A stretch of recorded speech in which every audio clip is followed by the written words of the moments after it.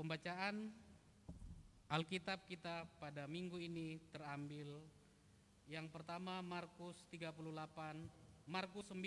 ayat 38 sampai 50, dan yang kedua Roma 12 ayat 1 sampai dengan 8. Seorang yang bukan murid Yesus mengusir setan.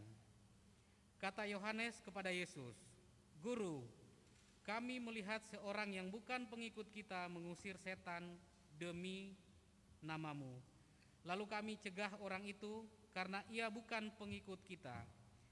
Tetapi Yesus berkata, "Jangan kamu cegah dia, sebab tidak seorang pun yang telah mengandalkan mujizat demi namaku dapat seketika itu juga mengumpat aku. Barang siapa tidak melawan kita, ia ada di pihak kita. Aku berkata kepadamu, sesungguhnya barang siapa memberi kamu minum secangkir air oleh karena kamu adalah pengikut Kristus, ia tidak akan kehilangan upahnya. Barang siapa menyesatkan salah satu dari anak-anak kecil yang percaya ini, lebih baik baginya jika sebuah batu kilangan diikatkan kepada lehernya, lalu ia dibuang ke dalam laut. Dan jika tanganmu menyesatkan engkau, penggalah, karena lebih baik engkau masuk ke dalam hidup dengan tangan kudung daripada dengan utuh kedua tanganmu dibuang ke dalam neraka, ke dalam api yang tak terpadamkan.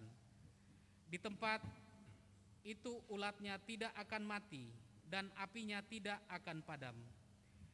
Dan jika kakimu menyesatkan engkau, penggalah, karena lebih baik engkau masuk ke dalam hidup dengan timpang daripada dengan utuh kedua kakimu dicampakkan ke dalam neraka. Di tempat itu ulat tidak akan mati dan apinya tidak akan padam. Dan jika matamu menyesatkan engkau, cungkilah, karena lebih baik engkau masuk ke dalam kerajaan Allah dengan mata satu daripada dengan bermata dua dicampakkan ke dalam neraka, di mana ulat-ulat bangkai tidak mati, api tidak padam. Karena setiap orang akan digarami dengan api. Garam memang baik, tapi jika garam menjadi hambar, dengan apakah kamu mengasinkannya? Hendaklah kamu selalu mempunyai garam dalam hidupmu dan selalu hidup berdamai yang seorang dengan yang lain. Roma 12 ayat 1 sampai 8. Persembahan yang benar. Karena itu saudara-saudara, demi kemurahan Allah, aku menasihatkan kamu supaya kamu mempersembahkan tubuhmu sebagai persembahan yang hidup, yang kudus dan yang berkenan kepada Allah. Itu adalah ibadahmu yang sejati. Janganlah kamu menjadi serupa dengan dunia ini, tetapi berubahlah oleh pembaharuan budimu, sehingga kamu dapat membedakan mana kehendak Allah, apa yang baik dan yang berkenan kepada Allah dan yang sempurna. Berdasarkan kasih karunia yang dianugerahkan kepadaku, aku berkata kepada setiap orang di antara kamu, janganlah kamu memikirkan hal-hal yang lebih tinggi daripada yang patut kamu pikirkan, tetapi hendaklah kamu berpikir begitu rupa, sehingga kamu menguasai diri menurut ukuran iman yang dikaruniakan Allah kepada kamu masing-masing. Sebab sama seperti pada suatu tubuh, kita mempunyai banyak anggota, tetapi tidak semua anggota itu mempunyai tugas yang sama. Demikian juga kita, walaupun banyak, adalah satu tubuh di dalam Kristus. Tetapi kita masing-masing adalah anggota yang seorang terhadap yang lain.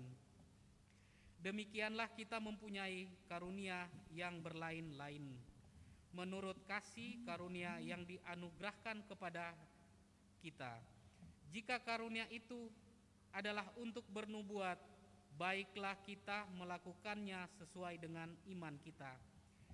Jika karunia itu untuk melayani, baiklah kita melayani. Jika karunia itu untuk mengajar, baiklah kita mengajar. Jika karunia itu untuk menasihati, baiklah kita menasihati. Siapa yang membagi-bagikan sesuatu, hendaklah ia melakukannya dengan hati yang ikhlas. Siapa yang memberi pimpinan, hendaklah ia melakukannya dengan rajin. Siapa yang menunjukkan kemurahan, hendaklah ia melakukannya dengan sukacita. Demikianlah firman Tuhan. Terpujilah Tuhan Yesus Kristus. Haleluya.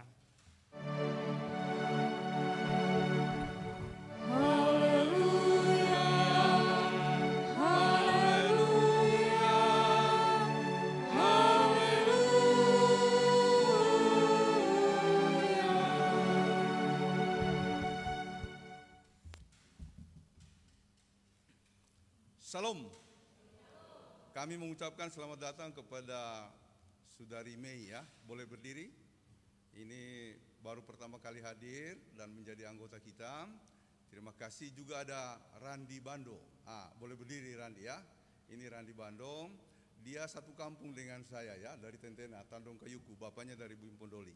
Jadi selamat. Dia bertugas di Mabes kalau tidak salah tadi ya. Jadi dia militer ya. Masih bujang, ya Tessa masih bujang dia Tessa. Ya, Tessa, temannya sudah pernah ke sini atau belum? Belum, silakan berdiri ya. Siapa namanya? Siapa namanya? Ya, ya, Mei, Mei, oh Mei, adiknya Tessa. Oh luar biasa. Oke, Mei ya, anaknya pendeta ini ya, pendeta siapa? Ibu pendeta Ganta yang ada di Pendolo atau di Pandayora. Oke.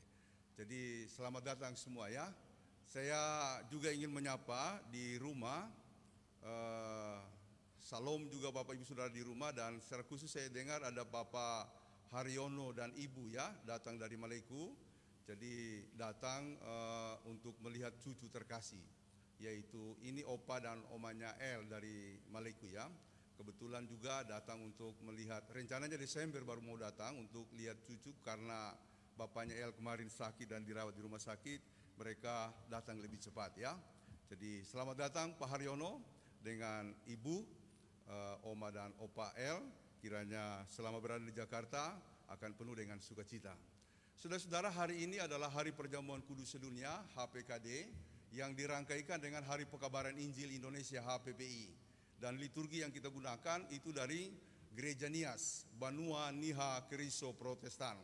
Jadi itu adalah Gereja Nias. Gereja Nias itu mulai kedatangan para misionaris tahun 1865. Jadi sudah sangat lama ya, Injil masuk di tanah Nias, 1865. Tapi mereka melembaga menjadi gereja tanggal 27 September 1936. Jadi Gereja Nias lebih tua dari Gereja GKST. GKST itu Albert Christian Croet datang tahun 1892. Ya, 1892, dan sinode kita atau gereja kita melembaga resmi pada 18 Oktober 1947 yang nanti akan kita rayakan ya. Kita diberi kesempatan nanti untuk merayakan HUT di Taman Mini, didukung oleh Anjungan atau kantor cabang Pemda Sulawesi Tengah. Tapi yang hadir cuma 50 ya. Sorry saja ya. Pak Ibu ya ini bilang, kepala Anjungan bilang tidak boleh lebih, hanya 50. Jadi nanti akan akan diseleksi. Mohon maaf ya. Saya kira kita semua pengen kumpul lagi tapi belum bisa. Nah, kita diberikan kesempatan, nanti kita akan live streaming dari sana. Mudah-mudahan suasananya nanti bisa diciptakan supaya ada nuansa daerahnya. Jadi begitu ya. Kita bersyukur kalau Pemda terutama Anjungan mendukung kita ya. Natal pun begitu nanti. Masih didukung oleh mereka, tetapi juga catatannya cuma 50 ya. Cuma 50 ya. Natal bisa 100. Oh, Natal bisa 100 ya. Ya. Jadi ya, apanya? Oh, pasang tenda. Jadi nanti mereka akan pasang tenda buat kita dan barangkali bisa kita bertemu di situ ya. Mungkin juga bisa badero tapi pakai kayu ya. Tidak boleh pegangan tangan, pakai kayu ya. Jadi nanti yang anak muda jangan paksa pegang tangan ya, pakai kayu ya. Jadi kita bersyukur karena kerjasama kita dengan Anjungan mencerminkan bahwa kita tidak tertutup ya. Kita bukan gereja yang eksklusif tapi mau bergabung. Baik saudara-saudara, itulah gereja Banua Niha Keriso Protestan, gereja Nias yang kemudian memandu kita, liturginya memandu ibadah kita. Tema hari ini ialah keikhlasan menerima diri, mengutuhkan hidup. Jadi bagaimana kita memahami diri, bahkan menerima diri, maka itu akan berdampak bagaimana kita lalu kemudian menerima orang lain. Bagaimana kemudian kita mau bersatu dengan orang lain. Sebelum itu saya pernah bertemu dengan satu, bahkan juga ada 2 orang, kakak beradik. Mereka itu fobia kejauhan dari rumah. Fobianya jauh dari rumah. Kalau istri saya fobia tikus, saya pernah cerita ya, fobia tikus. Ini fobia jauh dari rumah. Ada teman majelis saya dulu di Ciledug, fobianya fobia ketinggian. Kita orang naik ke lantai 10 kalau tidak salah, ada pesta dulu, itu dia udah gemetaran itu, ya kan? Dia gemetaran. Pokoknya dia cuma pergi salaman, sesudah itu langsung turun. Pokoknya kalau di ketinggian dia gemetaran. Itu masih bagus. Kalau teman saya yang satunya lagi juga majelis, itu nggak pernah berani naik lift. Mau lantai 25 dia paksa naik tangga biasa. Bayangkan itu. Yang anehnya anaknya ikut. Bapaknya fobia ketinggian, anaknya ikut. Saya bilang sama teman saya itu, Pak, jangan. Ini bahaya nanti kalau anaknya sampai ketakutannya sama dengan bapak. Harus dilatih. Pernah itu anak kita bawa sampai karena dia tidak ikut orang tuanya, ikut rombongan kita, naiklah ke atas. Itu dia pucat pasi gitu loh. Ketakutan. Aduh, saya kira bahaya itu. Nah, saya kembali ke fobia kejauhan. Kejauhan dari rumah. Ada di sini yang takut jauh dari rumah? Takut jauh dari kampung. Kalau tidak, kebal. Reni juga kebal So lama di Sukabumi lagi, mau bilang jauh, punya fobia jauh dari rumah, so tak lalu juga ya. Si Tessa, Mei ya, jangan fobia jauh dari rumah, tidak bisa sekolah ya. Jadi teman ini tidak berani pergi kemana-mana. Di Blok M saja, itu dia udah gelisah. Ya, daerahnya dekat kami juga di sana. Dia kalau pergi ke Blok M atau kemana-mana udah gelisah, pengennya cepat balik. Jadi dia hanya nyaman di situ, mutar-mutar di situ. Jadi saya bayangkan, saya tanya, Pak, kalau keluar Jawa, ya mana berani saya Pak, gak bisa saya. Itu saya bisa pingsan kali di pesawat ya. Itu fobia kejauhan dari rumah. Nah, saya sih bilang kayaknya itu harus dilawan Pak. Harus dilawan, karena fobia itu harus dilawan. Dulu ada acara di TV itu yang melawan fobia. Ada di situ yang fobia serangga, kalau tidak salah fobia ulat ya, kalau tidak salah ya. Fobia ulat. Oh, dia kalau lihat ulat takut sekali. Akhirnya ada kotak kaca, di situ ada ulat. Lalu ada lubang di bawahnya, kepalanya dia dimasukin. Dia menjerit di situ. Tapi karena dia mau menghilangkan fobianya itu, dia bertahan. Lama-lama dia jadi biasa. Ulat lewat di hidungnya, di mana dia biasa begitu ya. Ya, dia biasa. Memang harus dilawan. Fobia itu harus dilawan karena kalau tidak dilawan bahaya. Tapi Mama Bute sampai hari ini belum bisa melawan. Kalau kita naik motor dia lihat tikus dia kayak mau lompat. Saya bilang ya bahaya nanti. Jangan sampai jatuh. Ya kan? Saya dulu pernah cerita kan Mama Bute yang waktu kita dulu di rumah sebelumnya. Pagi-pagi dia jam 4 bangun masak, saya duduk di meja, kemudian minum teh. Lagi minum teh, dia di dapur, tiba-tiba muncul dari samping pintu, tikus di belakang dia. Aduh, saya bilang kalau dia lihat ini pasti dia lompat, pasti lompat. Akhirnya saya kasih isyarat sama tikus itu begini. Tapi lucunya, anehnya dia ikut, diam dia di situ, di pintu. Saya bilang begini, keluar. Dia mundur, keluar. Saya bilang binatang bisa diajak komunikasi, ya kan? Jadi saya kira kalau umpamanya dia masuk terus mau Butet lihat itu pasti dia lompat-lompat, bisa kualitas jatuh dari tungku. Nah, fobia harus dilawan. Saudara-saudara, bagian terendah dari fobia jauh dari kampung atau jauh dari rumah, yang kemudian tidak berani untuk kemana-mana adalah, tapi itu bukan jenis fobia, cuma dia hampir mengarah ke situ, yaitu tidak mau bergaul. Tidak mau bergaul dengan orang lain, merasa nyaman dengan dirinya sendiri. Dan ada beberapa orang yang saya lihat memang tidak mau bergaul. Dan parahnya lagi kalau misalnya pengaruh daripada firman yang mengatakan bahwa kita harus hidup kudus. Lalu kekudusan itu dipahami secara sempit.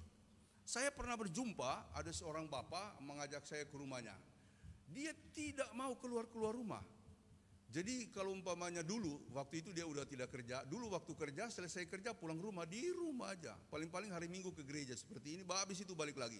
Saya tanya, apa kegiatannya di rumah Pak? Saya bangun jam 4, saya doa sampai jam 6. Jam 4 dia doa sampai jam 6. Habis itu dia keluar rumah, kalau ada makanan di kulkas dia panasin, tapi kalau tidak dia beli roti. Habis sarapan dia masuk lagi di dalam kamar berdoa sampai jam 10. Saya bilang kalau kiamat ini orang masuk surga.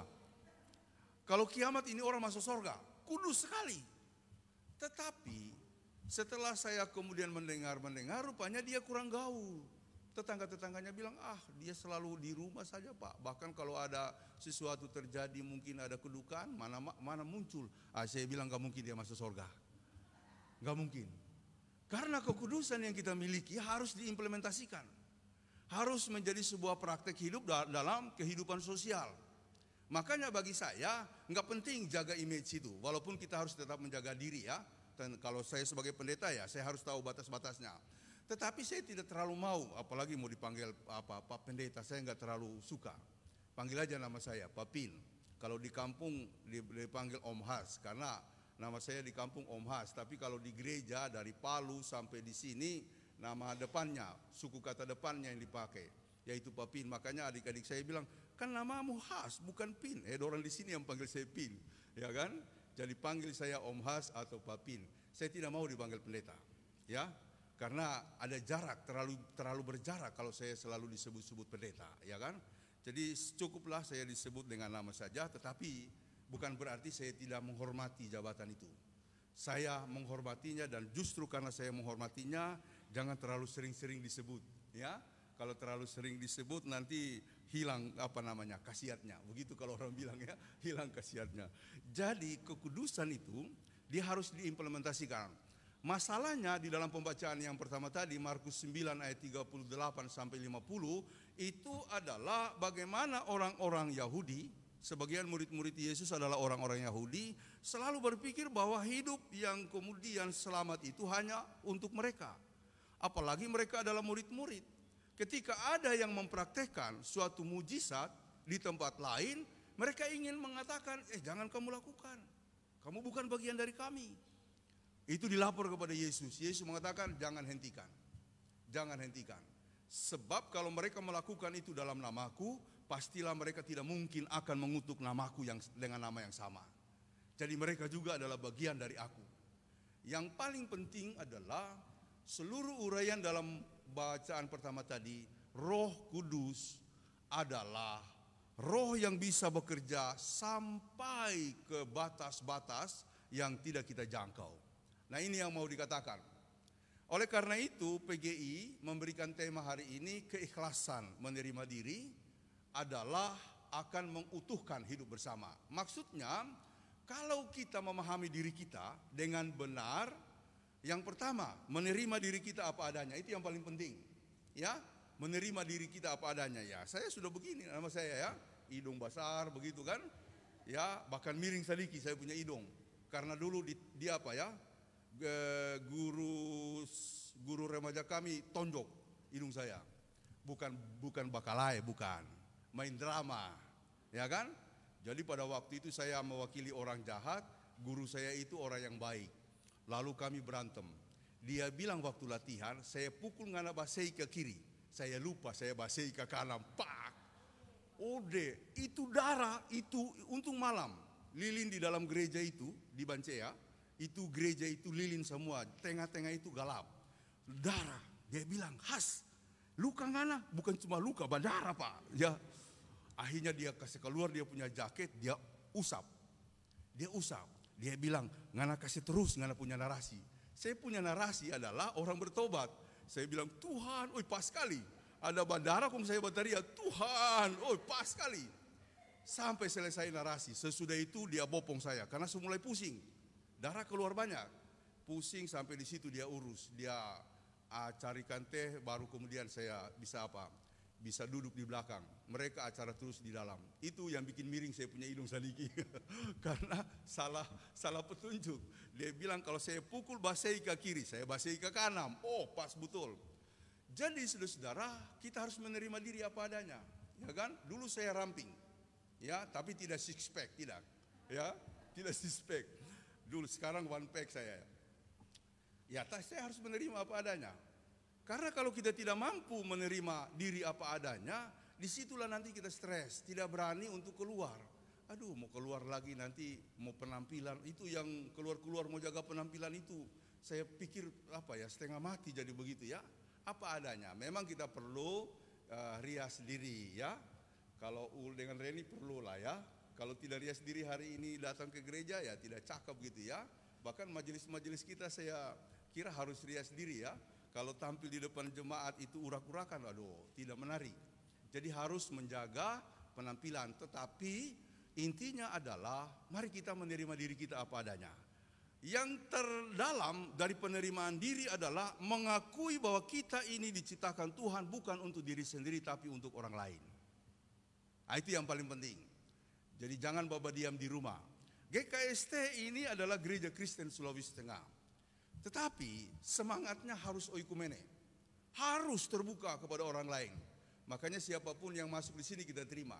Orang Ambon kita terima, kita berkati. Orang Batak kita terima, kita berkati ya. Orang, mudah-mudahan nanti ada orang bule, mudah-mudahan ada generasi kita yang kawin dengan bule ya. Mudah-mudahan orang bule pun nanti kita akan terima. Jadi kalau yang terdalam ini kita miliki, maka dia akan menjadi sebuah gerakan berjumpa dengan orang lain, merangkul orang lain. Dan kalau kita ikhlas menerima diri kita apa adanya, paham kita ini adalah untuk orang lain, maka hidup ini akan berkembang menjadi satu keutuhan.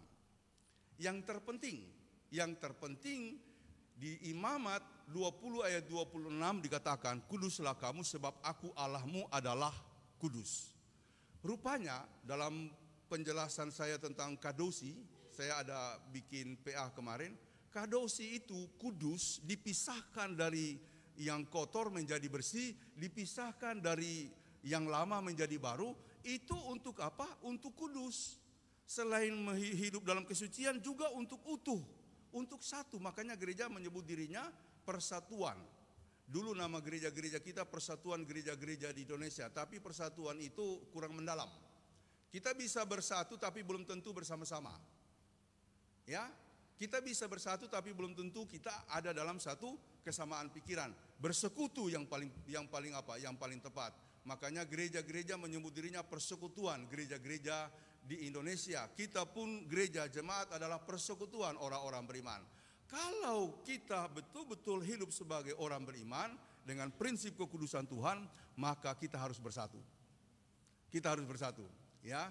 Jadi saya sungguh senang kita di majelis bersepakat begini. Gereja kita harus melayani bukan cuma dalam kondisi-kondisi yang baik. Orang susah juga kita harus bantu. Yang kedua, kita harus menjadi gereja yang membawa solusi. Harus membantu orang-orang lain. Dalam masalahnya atau ada jalan buntu, kita harus membantu. Dan itu akan menjadikan kita gereja yang luar biasa. Gereja yang luar biasa. Nah, saya melangkah ke tahap yang kedua dari bacaan yang kedua, Roma pasal 12 ayat 1 sampai 8. Berubahlah oleh pembaruan budimu. Itu penekanan utama di sana. Kalau kita mau menjadi gereja tetapi tidak punya pembaruan budi, saya kira itu juga susah. Ada dua aspek yang saya mau tekankan. Yang pertama, perubahan-perubahan kita itu hanya bisa berlangsung atas dasar kemurahan Tuhan. dikatakan dalam Roma 12 ayat yang pertama, karena itu saudara-saudara, demi kemurahan Allah aku menasihatkan kamu, bla bla bla dan seterusnya. Bagaimana kita mau hidup berubah? Starting pointnya adalah dari kemurahan Allah. Kemurahan Allah. Jadi kalau kita punya cita-cita ingin menjadi baik, ingin berubah, itu harus mulai dari sini. Hidup sungguh-sungguh dalam kemurahan Allah. Bahwa perubahan itu bukan karena kita tapi karena Tuhan. Banyak orang bilang mau berubah, tapi kan susah berubah.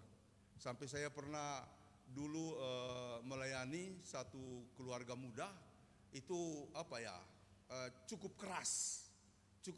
Lalu ketika kita mendamaikan, dia si suaminya bilang begini, saya minta ampun Pak, saya minta ampun.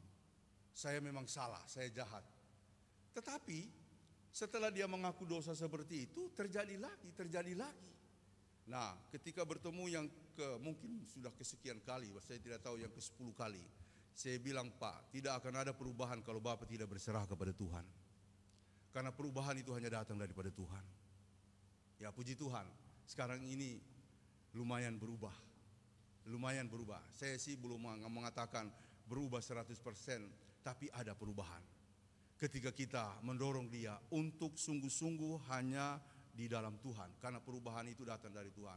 Yang kedua, pembaruan budi akan menjadi suatu jalan kesaksian bahwa kalau orang-orang dibaharui oleh Tuhan, hidupnya akan menyatakan suatu sikap yang positif, memberikan yang terbaik.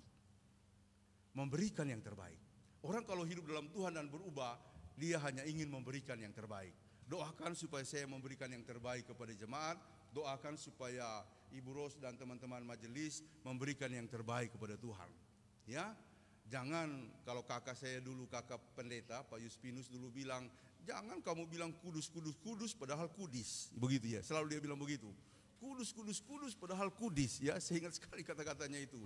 Jadi kalau sungguh-sungguh hidup di dalam Tuhan, maka akhirnya orang akan melihat bagaimana kita memberikan yang terbaik. Kita bersosialisasi, tapi prinsip bersosialisasi kita adalah melakukan apa yang baik. Hanya yang baik. Ya, yang baik itu jangan lihat dari jumlah. Bukan soal jumlah, juga bukan soal lama. Bukan soal lamanya kita beribadah, bukan. Bukan soal banyaknya persembahan saya, bukan. Tapi memberikan yang terbaik adalah saya memberikan dari hati saya. Sungguh-sungguh. Kalau misalnya kita ingin mendukung gereja Pokli, berapapun yang saya mampu. Gereja Pokli, sorry. Saya suka lata. Gereja Pokli itu gereja tempat saya dulu tugas, ya. Gereja GKST Gloria. Ya, kalau saya sungguh-sungguh ingin mendukung GKST Gloria, mendukung pos pelayanan Cibubur, mendukung pos pelayanan Bekasi, mari lakukan yang terbaik. Bukan ukurannya karena jumlah atau karena lamanya, tapi dengan hati yang penuh rasa syukur, dengan ketulusan. Kalau itu yang keluar dari hati kita, maka semuanya akan berkembang. Semuanya akan luar biasa. Karena itu, Paulus menjabarkan bahwa orang-orang yang ada di jemaat harus berbakti menurut peran-perannya, menurut bakatnya. Dia mengatakan di dalam bacaan yang dibacakan oleh penatua Jemi Paswa tadi, di situ kan kita memiliki banyak karunia, ya kan? Jika karunia untuk melayani, baiklah kita melayani. Jika karunia untuk mengajar, baiklah kita mengajar, dan seterusnya. Jadi demikianlah kita mempunyai karunia yang berbeda-beda. Jadi masing-masing orang punya talenta. Tolong ingat, dan talenta Anda ada untuk melayani. Ya, keberhasilan Anda, pangkat Anda, kemampuan Anda sekarang ini, salah satunya bukan cuma untuk prestasi dan kemudian bagaimana saya memajukan hidup dan diri saya, keluarga saya, tapi untuk melayani. Tolong ukuran ini diingat. Sudahkah kemampuan saya, talenta saya, pangkat saya, prestasi saya untuk melayani? Itu pertanyaan yang paling penting. Bahkan pertanyaan yang akan diajukan di sorga. Sudah kuberikan semuanya kepadamu, tapi adakah engkau melayaniku atau tidak? Cerita mengenai hamba, 3 hamba yang mendapatkan talenta. Ada yang mendapatkan 5 talenta, ada yang mendapatkan 2 talenta, ada yang mendapatkan 1 talenta. Bukan persoalan 5, 2 atau 1, persoalannya diolah atau tidak. Untuk Tuhan. Diolah atau tidak untuk pelayanan. Karena kalau tidak begitu, maka semuanya akan sia-sia.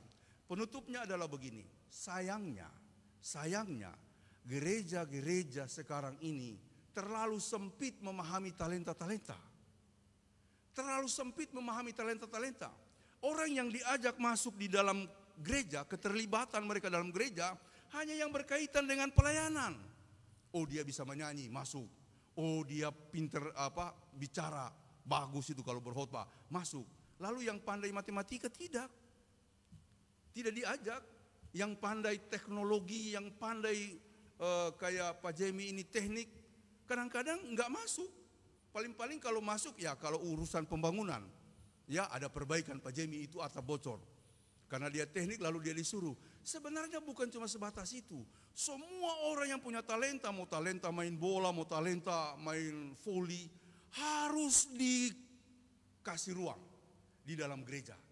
Kalau begitu gereja akan berkembang.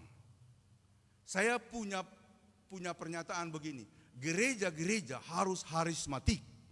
Harus harismatik. Ini bukan soal gereja harismatik, bukan. Harismatik itu berasal dari kata harisma. Harisma adalah kemampuan-kemampuan yang ada pada diri kita. Paulus sedang berbicara mengenai jemaat yang harismatik. Masing-masing jemaat memberikan talentanya untuk pelayanan. Ya, jadi kalau kita ingin hidup, lalu kemudian mau mendukung gereja, mau melayani, mulailah dari paham tadi. Yang pertama, kita harus menerima diri sendiri, bukan cuma apa adanya sebagaimana saya adanya, tapi kita diutus Tuhan untuk menjadi orang yang bersaksi, orang yang merangkul, orang yang berbuat bagi orang lain. Yang kedua, seluruh perubahan budi kita hanya bisa berlangsung dari kemurahan Allah. Kalau Tuhan tidak ada di dalamnya, mau bagaimanapun kita janji sama istri, sama suami, sama keluarga, tidak akan pernah berhasil. Demikian juga bahwa kita, kalau sungguh-sungguh hidup dalam Tuhan, akan punya keinginan, ketulusan. Bukan soal jumlah, bukan soal lama, tapi dari hati saya ingin memberikan ini Tuhan. Harus ada komitmen ya. Gereja-gereja akan menjadi gereja yang luar biasa ketika jemaatnya punya komitmen. Saya dulu pernah cerita, ini sudah berapa kali saya cerita. Ada seorang bapak, saya perhatikan tiap selesai gereja, dia nggak pulang. Sebelum dia ke parkiran, ambil kendaraannya, dia bilang pada istrinya, tunggu sebentar ya. Dia masuk, orang-orang sudah pada bubar, dia masuk. Apa yang dia lakukan? Ngumpulin kertas-kertas. Bahkan buku nyanyian, Alkitab ditaruh di tempatnya, sudah bersih, dia keluar. Saya pikirkan itu pekerjaan kostor. Dia bilang, tidak Pak, saya sudah komit. Saya akan melakukan apapun, sekecil apapun itu. Yang penting saya membantu gereja. Itulah yang dia lakukan. Saya kagum sekali sama itu orang. Dan sampai hari ini selalu saya jadikan kesaksian bahwa ada orang yang punya komitmen seperti itu. Ya, jangan buang sampah nanti ya, karena belum ada yang orang berkomitmen untuk kumpul-kumpul sampah di sini. Jangan kasihan Pak Alex ya. Pak Alex selalu bilang begini, Pak, tolong bilang sama teman-teman kalau datang gereja jangan buang sampah, terus jangan ada yang basah-basah. Kadang-kadang kan minum aqua ya. Ini bangku ini harus dipelihara, dia agak karena bangku tua juga ini, jadi harus dirawat betul. Jadi kita belum ada yang berkomitmen, jadi jangan dulu buang sampah ya, karena setelah ibadah kita rata-rata langsung pulang. Pak Alex itu yang harus kumpul-kumpulin sesuatu, atau mari kita berkomitmen sama-sama bahwa kalau ada sampah kita angkat. Dan saya punya prinsip begini, melakukan yang kecil, maka kita akan mendapatkan hal besar. Tuhan mengatakan, barang siapa setia pada perkara-perkara kecil, akan setia pada perkara-perkara besar. Barang siapa setia pada hal-hal kecil, akan diberikan tanggung jawab yang besar. Saya selalu mengatakan kepada orang-orang kerja, lakukan, mau kecil apapun itu lakukan. Lakukan. Ustadz saya di sebelah rumah, itu selalu menjadi guru teladan. Dia guru, pegawai negeri, tapi juga ustadz. Dia bilang begini, Pak, saya itu dari dulu selalu punya prinsip, datang ke sekolah sebelum waktunya, bahkan 30 menit sebelum jam mengajar. Untuk apa? membersihkan halaman. Di komplek kami itu dia kadang-kadang sampai nyapu halaman saya. Waduh, saya bilang, Ustadz, saya jadi nggak enak. Oh, nggak apa-apa, ya kan? Dia bilang, saya Ustadz, Bapak Pendeta, mari kita lakukan hal-hal seperti ini. Oh, udah. Sekarang ini kalau ada waktu saya menyapu juga sedikit ya, sampai yang di pinggir-pinggir. Tapi belum sampai yang di ujung. Dia dari ujung sampai ke ujung. Dia itu selalu hadir. 30 menit bahkan kadang-kadang 1 jam sebelum jam mengajar. Untuk apa? Membersihkan. Karena kebersihan itu bagi dia adalah bagian dari iman. Yang kedua, dia pulang, kalau misalnya pulang jam 4, dia pulang sampai jam 5. Setelah pulang dia rapikan tasnya, dia lihat situasi keliling. Situasi sekelilingnya, kotor apa tidak, baru dia pulang. Saya bilang, ini bukan orang Kristen, tapi caranya sangat Kristiani. Ya, sangat Kristiani. Akhirnya saudara-saudara, kita akan menerima roti dan anggur perjamuan kudus. Ini bukan rutinitas, bukan. Saya harap kita nanti berdoa menerima roti dan anggur ini. Minta kepada Tuhan, supaya ketika roti dan anggur sebagai pewujudan tubuh dan darah Kristus masuk dalam diri kita, ada perubahan ajaib yang terjadi di lingkungan kita, di keluarga kita, di pekerjaan kita, di mana-mana saja. Semoga Tuhan memberkati kita. Amin.